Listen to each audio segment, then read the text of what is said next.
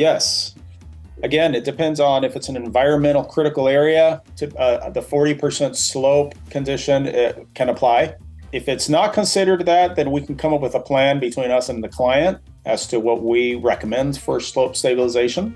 Many times in cases like that, I'll recommend going with a Rockery because it is a very heavy product. And if we install it, beef it up, make sure to get a proper drain system, and we're confident that the soil is not in such a condition that the whole thing can just slide down, that, we're going to go with what we're very, very confident will work.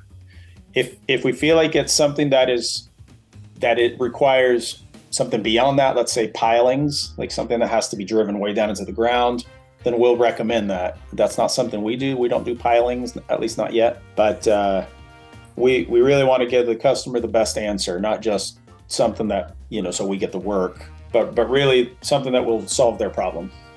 If you'd like to learn more about New Life Rockeries, please contact us and we'd be happy to provide a free consultation.